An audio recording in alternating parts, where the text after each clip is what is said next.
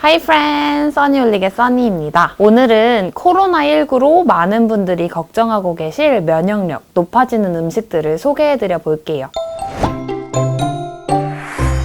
코로나19를 예방하려면 일단 면역력 높이는 것이 가장 중요하겠죠. 그런데 다이어트 하시는 분들 면역력 떨어질까봐 걱정이 많으신 것 같아요. 그래서 오늘은 면역력 충전이 가능한 다이어트 재료들을 소개해드리려고 합니다. 면역력 챙기고 다이어트도 챙기는 일석이조겠죠?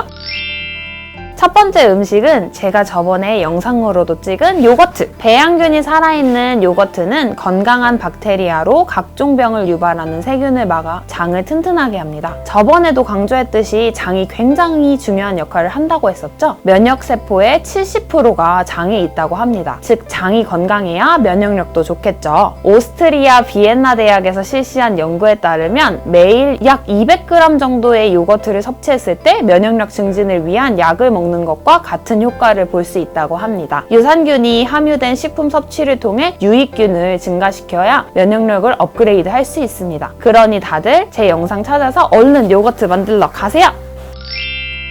두 번째 음식은 마늘입니다. 마늘에는 콜레스테롤 형성을 막아주는 알리신이란 물질이 있어요. 이 물질은 항바이러스, 항생물질을 포함해 면역력을 기르는 데 큰 도움을 준다고 합니다. 마늘은 우리 몸의 혈관 청소부라는 얘기 들어보신 적 있나요? 알리신이 세균 속으로 들어가 단백질을 분해하고 그 기능을 억제합니다. 영국에서 성인을 대상으로 마늘의 효능에 관한 실험을 했는데 12주 동안 한 집단에는 위약을 주고 다른 집단에는 마늘 추출물을 주었대요. 근데 그 결과 마늘을 섭취한 사람이 감기에 걸릴 확률이 3분의 2 정도 낮은 것으로 밝혀졌다고 합니다. 근데 마늘은 가열해서 섭취하게 되면 알리신이 생성되지 못한다고 해요. 그래서 마늘을 조리해서 먹어야 한다면 가급적 마늘을 깐 후에 바로 조리하지 말고 몇 분간 놔둔 후 열을 가하는 것이 마늘의 효과를 얻는 방법입니다. 또한 통마늘을 조리하는 것보다는 다진 마늘을 조리하는 것이 열로 인한 알리신의 손실을 줄일 수 있는 방법입니다.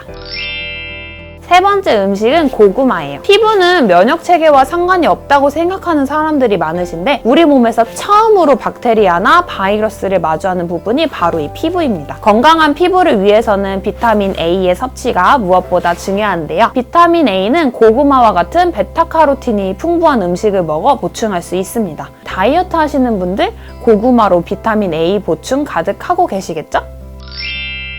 네 번째 음식은 버섯입니다. 워싱턴 DC의 한의학 연구소에 따르면 버섯은 백혈구 생산을 증진시키고 활발하게 작용하도록 돕는다고 해요. 이는 바이러스 감염에 강력하게 대응하는 힘을 주어서 면역력을 높이는 좋은 방법이라고 합니다. 버섯이 다이어트에도 효과적이라는 사실 다들 아시죠? 버섯은 수분이 80에서 90%에 이르는 고단백, 저칼로리 식품으로 대표적인 다이어트 식품이에요. 버섯 종류마다 효과가 조금씩 다르긴 한데 표고버섯은 섬유소가 풍부해 변비 예방에 효과적이고 빈혈을 예방하는 엽산도 많이 들어있습니다. 그 반면에 느타리버섯은 90% 이상이 수분으로 돼 있어 100g당 칼로리가 25칼로리밖에 안 돼서 버섯 중에서 가장 다이어트 효과가 좋다고 해요. 새송이버섯은 다른 버섯에 없는 비타민 6가 다량 함유되어 있어 신경이 예민해졌을 때나 지금처럼 마스크 때문에 피부가 거칠어졌을 때 큰 도움이 됩니다.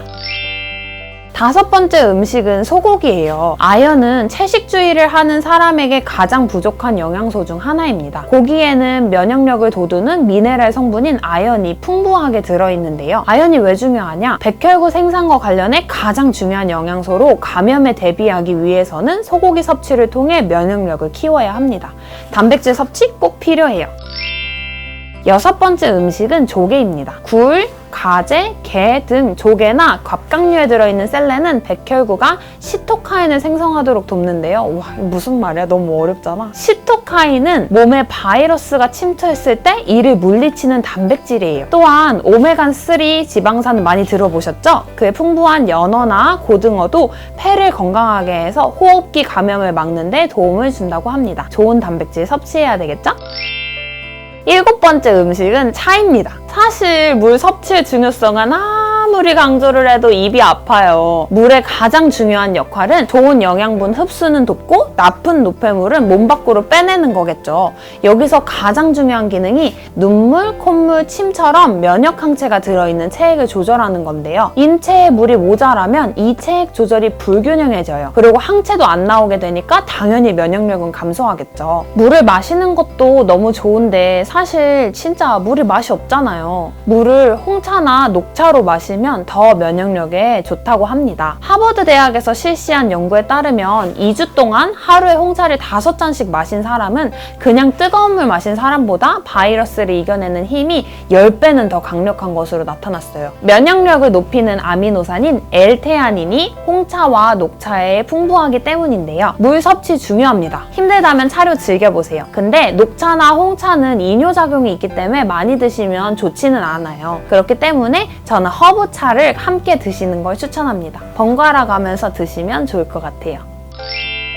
마지막 8번째는 보리와 귀리예요. 보리와 귀리에는 항균 기능과 노화 방지 기능을 가진 섬유질이 들어있대요.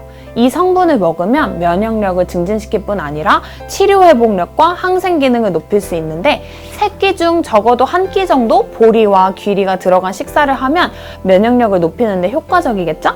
다이어트에도 물론 좋습니다. 자, 이렇게 해서 오늘 면역력 높이는 음식 8가지에 대해서 알아보았습니다.